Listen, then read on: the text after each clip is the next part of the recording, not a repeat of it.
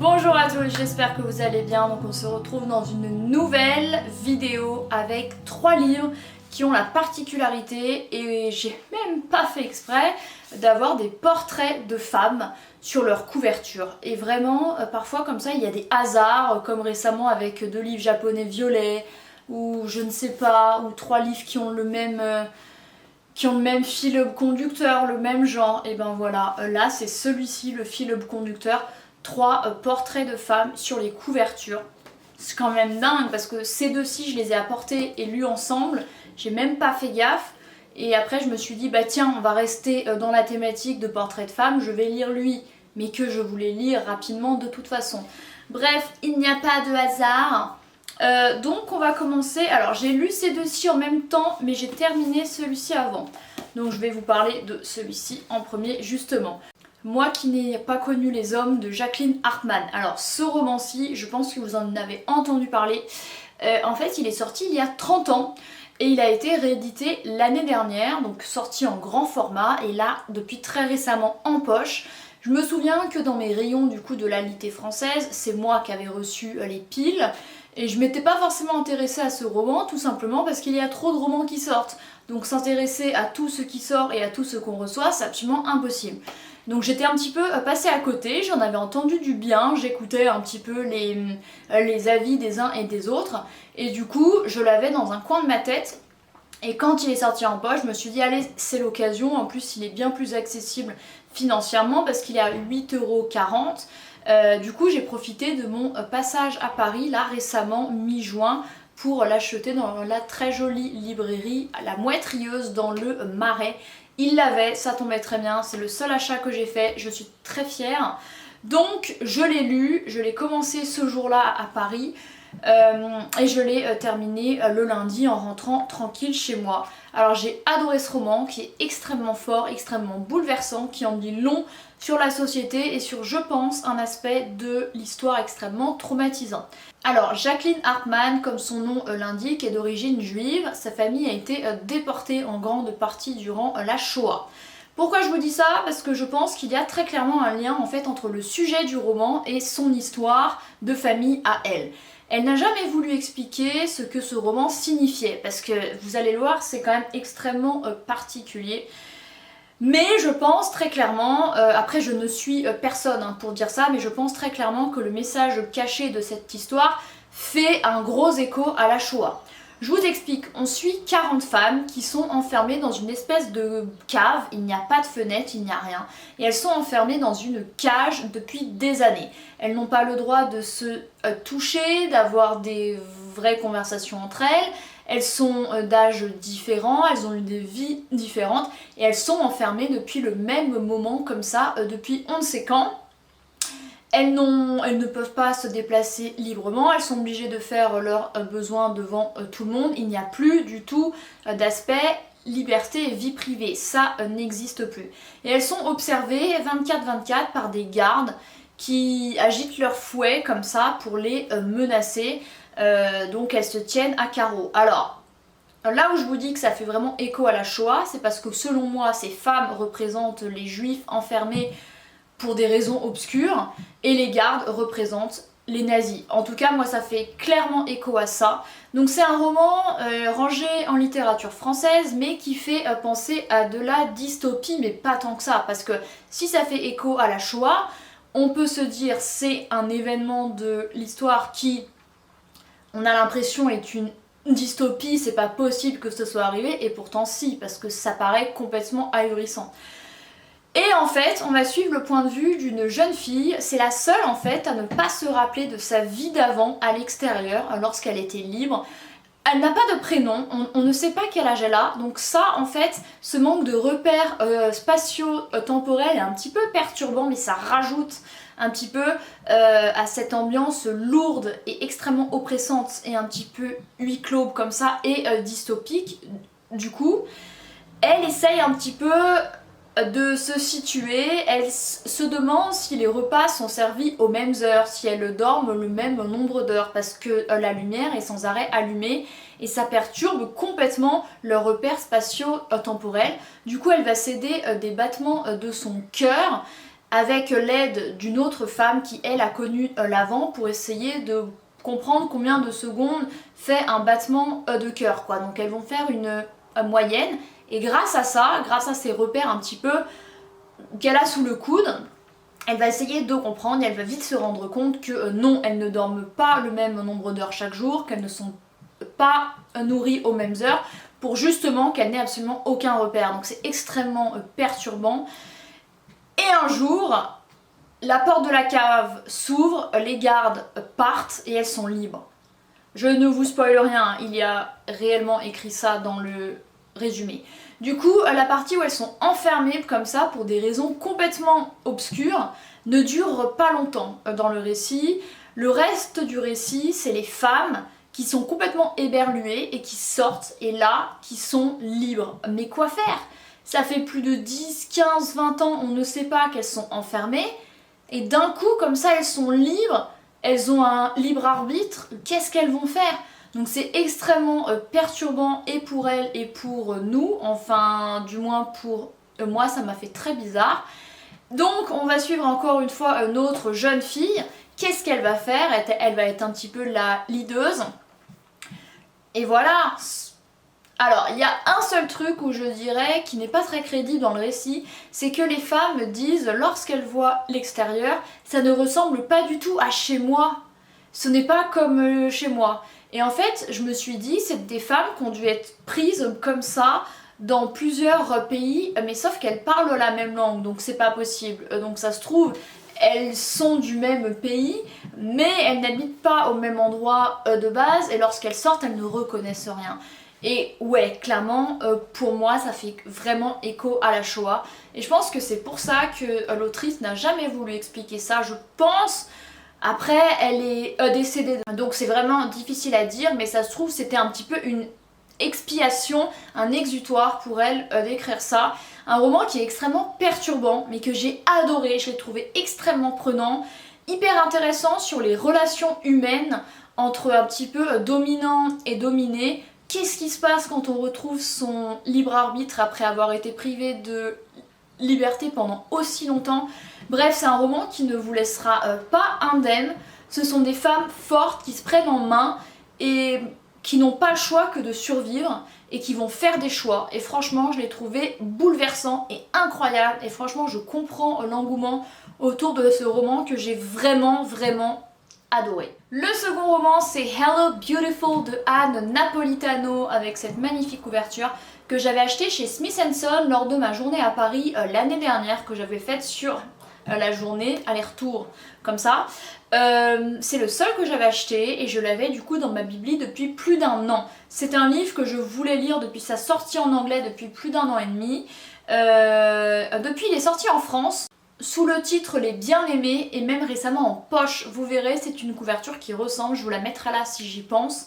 Et franchement, j'ai adoré ce livre, je me suis dit allez hop, je profite de mon séjour à Paris pour le prendre. Alors par contre, l'édition anglophone, l'édition anglaise plus particulièrement, est écrite extrêmement petite. Donc on met 1000 ans à lire une page. Pour les yeux, quand vous êtes fatigué dans le train, que vous êtes levé à 4h30, c'est pas le livre à lire. Mais pour autant, quand je suis rentrée chez moi après, j'ai absolument adoré ce roman. Franchement là, entre lui et lui, 2 gros coups de cœur. Alors, Les Bien-Aimés, ça parle de quoi? C'est un petit peu une revisite moderne des 4 filles du Dr March de Louisa May Alcott. Livre que j'ai en anglais dans une superbe édition, mais là pour le coup c'est du vocabulaire beaucoup plus élevé, hein, les 4 filles du Dr March. Je ne l'ai jamais terminé, je le lirai peut-être un jour. Lui, l'avantage c'est que le vocabulaire est très moderne. Franchement, je n'ai pas trouvé que c'était un vocabulaire difficile. Si vous avez un bon niveau d'anglais, vous pourrez lire la version anglophone. Donc ça nous parle du coup d'une sororité. Comme je vous ai dit que c'était une version moderne des 4 filles du Dr March, on va suivre du coup 4 sœurs, les sœurs Padavano, donc d'origine italienne, mais elles sont américaines. Il y a Julia, Sylvie, Cecilia et Emmeline. Les 2 plus jeunes sont jumelles. C'est littéralement leur vie sur 25 et quelques années, avec une alternance de points de vue entre leur point de vue à elles et William. Qui est William Waters? C'est un jeune homme duquel va s'éprendre la plus âgée des sœurs, Julia. Julia qui est à la fac de Northwestern, qui est située vers Chicago, parce qu'elles vivent vers Chicago. Elle va s'éprendre de cet homme hyper grand, il fait quasiment 2 mètres. Il est basketteur, voilà, comme si les gens grands pouvaient être que basketteurs. Lui, il n'a pas trop de lien avec sa famille, on ne sait pas vraiment pourquoi, il est un peu le mal aimé, il n'a pas vraiment d'affect avec eux, bref c'est un peu compliqué. Il va accepter d'être le copain de Julia, mais en sortant avec Julia, il va accepter d'entrer dans le cercle Padavano, dans le cercle très restreint des Padavano, donc avec le père Charlie, qui est un homme qui parle de poète, de littérature et Rose, la mère, qui est toujours fourrée au jardin, qui est une femme aimante. Bref, c'est une famille aimante où tout se passe bien, jusqu'à ce que elles grandissent. Julia et William se mettent en couple, se marient, ont un enfant. William, il va se passer quelque chose d'assez difficile avec lui, ce qui fait que Julia et leur fille Alice vont partir à New York. Sylvie, qui est vraiment la tête dans les livres et qui préfère lire qu'étudier, va rester dans leur ville, ainsi que les jumelles Cecilia et Emmeline. Cecilia qui a vraiment la fibre artistique et Emmeline qui est une jeune fille très comme ça vers les autres, très généreuse, et c'est un petit peu chacune une des sœurs March, et elle se réfère justement aux sœurs des 4 filles du docteur March, donc c'est assez drôle. Et c'est comme ça, ces sœurs qui continuent leur vie chacune de son côté, certaines qui restent proches, certaines dont les relations se délitent. Pourquoi? Qu'est-ce qui s'est passé? C'est Rose qui décide de partir en Floride, c'est Charlie qui meurt, bref il va se passer plein de choses dans cette famille et c'est extrêmement, comment dire, c'est beau, c'est dur, c'est juste la vie de gens normaux avec les joies, les peines. C'est pas un livre où il va se passer que des trucs durs, c'est pas un livre dans lequel il va se passer que des trucs hyper réjouissants. C'est juste la vie de 4 sœurs qui étaient très proches, c'est la vie d'une famille américaine, c'est le temps qui passe, c'est les choix qu'on fait, bref. À la fin, franchement, j'ai failli verser ma larme à 2 reprises. J'ai beaucoup aimé ce roman qui est profondément humain, qui est beau, ouais, sur l'aspect sororité, famille, sur plein d'aspects. J'ai vraiment adoré ce roman. Et il y a écrit Hello beautiful is a heartbreaking and hurts mending novel that asks Can love make a broken family whole? Donc Hello beautiful est un roman qui brise le cœur, qui pose comme question est-ce que l'amour peut faire en sorte qu'une broken family, qu'une famille brisée se réunisse en gros. Et c'est vraiment ça, c'est un livre sublime. Allez lire Hello Beautiful, allez lire Les Bien-Aimés, il est vraiment magnifique. Et dernier roman sur lequel il y a encore un portrait de femme, cette fois-ci c'est une jeune fille, c'est Lindsay. Donc Nos lunes jumelles de Jennifer Hayes, un roman paru très récemment chez Gallmeister sur lequel j'ai craqué sur leur compte Insta, voilà, responsable de façon régulière de mes achats, voilà, de suivre les éditeurs, c'est bien et pas bien à la fois. Bref, là aussi on va suivre l'aspect sororité. En fait c'est marrant, je me rends compte, parce que je me suis dit au début le fil conducteur c'est des portraits de femmes sur les couvertures, mais c'est également l'aspect sororité, parce que là elles sont 40 et elles se serrent les coudes aussi, donc c'est vraiment ça.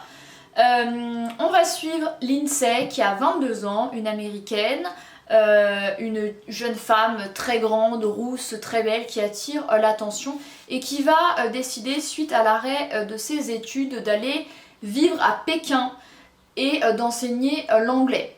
Ses parents, Aaron et Claire, ont divorcé récemment. Chacun fait sa vie. Aaron c'est un peu le père qui est devenu riche d'un coup grâce à sa boîte. Claire c'est une aspirante écrivaine qui a un petit peu la tête comme ça dans les nuages, qui manifeste, très engagée.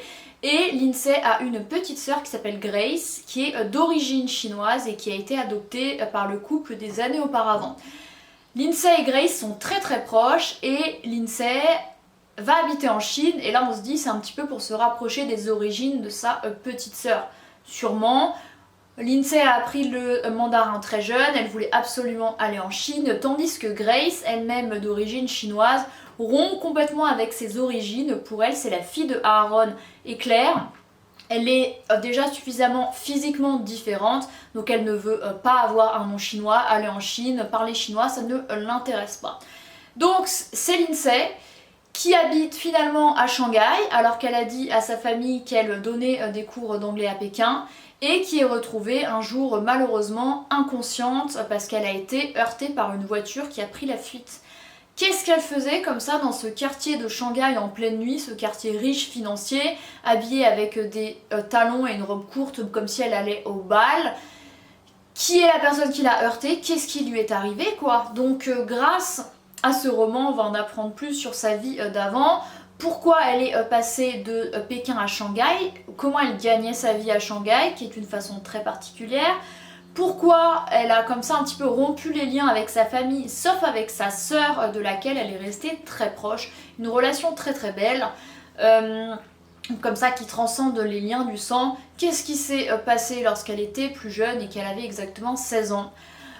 Ce roman va nous apprendre tout ça, voilà, donc forcément c'est Aaron et Claire qui débarquent en furie en Chine très très vite suite à l'annonce que leur fille est dans le coma, donc c'est absolument tragique, le début du roman. Je ne vais pas vous dire comment ça finit, mais je vais vous dire que c'est un roman que j'ai beaucoup aimé, parce que d'une on est plongé dans la Chine, un pays que je ne connais pas, duquel j'ai beaucoup de mal en fait, pour plein de raisons. En fait, j'ai pas du mal avec la Chine, j'ai du mal avec les Chinois, qui à chaque fois que j'en vois se comportent très mal. Mais bref, autre sujet.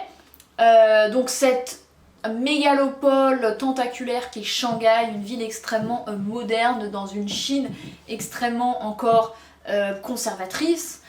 Et c'est Lindsay comme ça qui évolue, qu'est-ce qui s'est passé? Enfin bref, c'est vraiment intéressant, j'ai beaucoup aimé ce roman. Donc on a comme ça d'un côté Claire et Aaron qui rejoignent leur fille inconsciente, la jeune fille qui est dans le coma et Grace qui est restée en camp de vacances aux États-Unis et qui attend désespérément des nouvelles de sa grande sœur. Donc on espère qu'elle va se réveiller, que ça va bien se passer. Bref, voilà, Nos lunes jumelles de Jennifer Hayes. Et il y a écrit qu'elle signe un grand roman sur la famille, les fractures d'un couple et la force indestructible de l'amour sororal. Et c'est vrai que c'est un très beau roman sur l'amour sororal. Et j'ai apprécié découvrir une ville que je ne connaissais pas ou qu'à travers quelques vidéos YouTube. Donc voilà, pour Nos lunes jumelles. Écoutez, voilà, c'en est tout pour cette vidéo de 3 titres avec du coup l'aspect sororité, en plus du fait qu'il y ait une femme sur chaque couverture. Donc un titre récent aux éditions Gallmeister, un titre un peu plus ancien que vous pouvez retrouver en poche, c'est chez Pocket je crois en français, et le fameux récent au livre de poche qui est absolument énorme, banger. Voilà, 3 livres en vrai que j'ai beaucoup aimé, sachant je crois de ma dernière vidéo que j'ai postée avec le livre soudanais et le livre japonais un peu bizarre, où là c'était un petit peu pas des coups de cœur, alors que eux vraiment 3 très bons livres que j'ai beaucoup aimé. Voilà, merci d'avoir regardé cette vidéo, j'espère qu'elle vous aura plu et moi je vous retrouve très bientôt dans une prochaine. Bye!